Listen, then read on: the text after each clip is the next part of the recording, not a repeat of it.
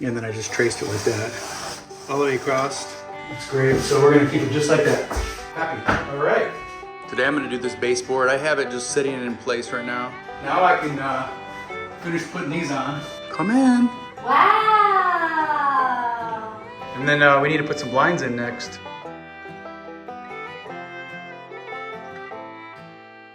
I'm working on this trim piece. The floor is very, very uneven. This board is larger than the ones that I used and all the other ones, but I got an extra large one because it's the middle is going to be so much thicker. So I didn't have enough room to use a normal size board that I normally use. So I got a little bit bigger piece. And what I did was I traced it from side to side. I found something. This is about the almost level to the bottom at the point that's lowest on the floor. And then I just traced it like that, all the way across. And that gives me a good line. So as you can see here, I mean, look at how much difference that is. The ground in the middle is way down. And then over here, you can see it's a large difference. So what I gotta do is I gotta make it so that when I cut this, it's level to here, where it's gonna meet up. So what I'm gonna do is I'm gonna measure from here to here, and then I want that to be the same from here to here. What I'll do is I'll take the table saw and I will measure this distance, and I'll cut that away from here first, and then I'll cut this back. Okay, so this measurement here is the same as from this line to that right there. And that way, these will butt up and match right here. I'm gonna take this to the table saw and I'm gonna cut this side since I have a straight line over here. I'm gonna match that line all the way down. I'll come through and cut this last because this line is not straight. So, and that's gonna be free-handed through the table saw.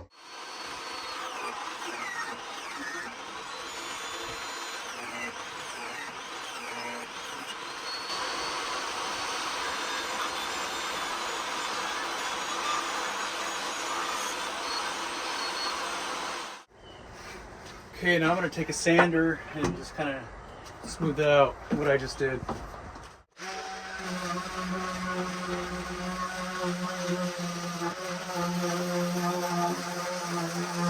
Okay, I'm gonna try it. I don't know, this is the first time. I have faith. I already ruined a piece earlier, unfortunately, but I have faith because I got some practice on the other walls. Okay, that side is a little high. We fix that. And that's beautiful. It's flush now. You know what? It's I think that's close enough. It's just a little bit higher, but not enough to do anything. It's great. So we're gonna keep it just like that. Happy. All right. Now I can take all these back outside. I'm gonna router the top part, and then I can prime them and paint them.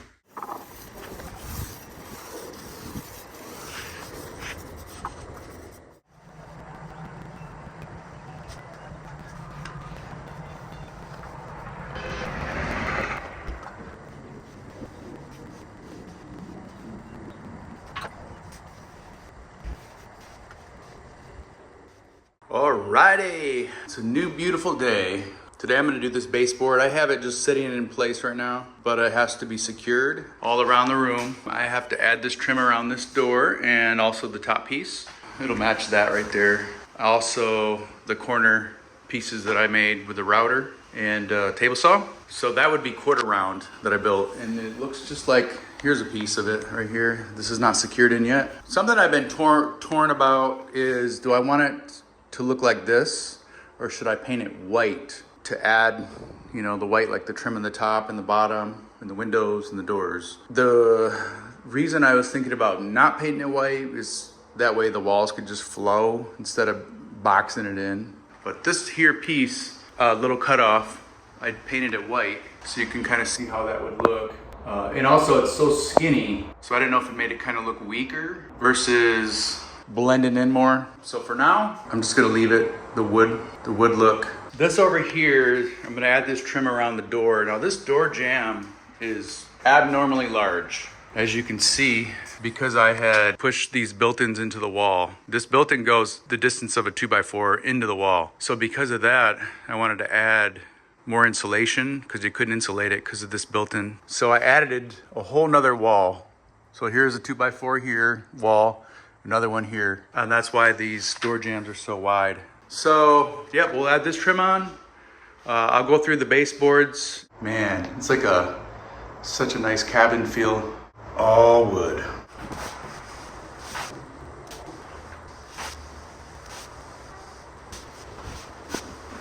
I just filled up the bottom of the cavity. I think that'll be good. I don't need to fill the whole thing. We'll let it expand and then cut away whatever I need to, but I just wanted to like put that onto the original plywood in case there's any holes or anything, which I doubt, but if there is, that way nothing underneath the house can climb through. I already did that whole wall where the exterior wall is. So that's been foamed already. I did that a while ago. That's what kind of gave me the idea. I wasn't gonna do the other walls because they're interior walls, not exterior walls. Since I started it, I'm gonna keep going.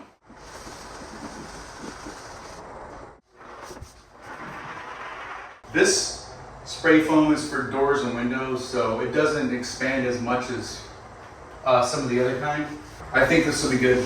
So we'll let that set for a while. I have to run to the store to get some caulk. I'm gonna get the clear kind so I can caulk the top of this baseboard and the bottom.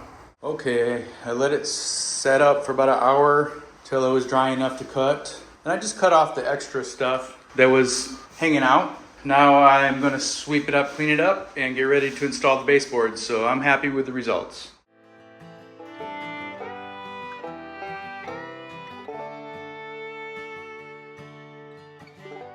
Okay, I got the trim up around the door. I'm gonna do this one next. And I'm going to try to caulk it before I put it on there. I've never done this.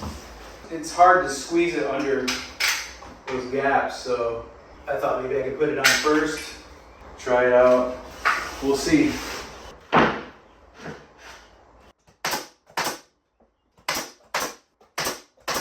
I'm using clear caulk. So whenever it dries, you're not gonna see it.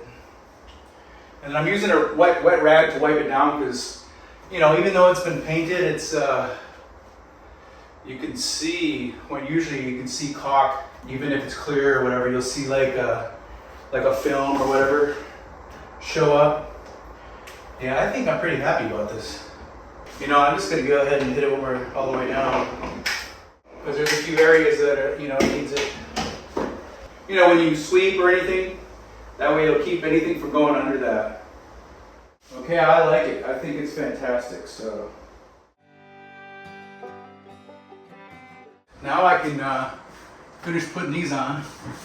I did a little spray foam back here because there was a gap, and the reason why is I wanted to bring it out more, and then I could just caulk the side of this, and it'll have something to hit versus a big gap behind it. And I made these, so these are perfect.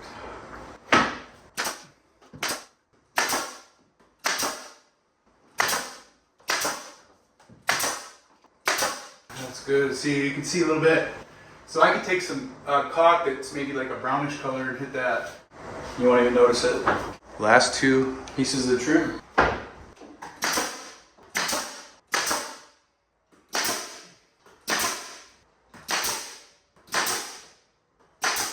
At this point, I don't think I'm going to paint them white. I think I'm going to leave it just like it is. I think I like it better. I don't want it to feel too boxed in. I like this flow. So that's done. Come in. Wow. This is the first? Am I okay to set? Yeah. This is the first room that's done. The only thing left is filling in some of the nail holes in the trim and then doing a little touch-up paint on them. Look at the detail. So you did the new shiplap.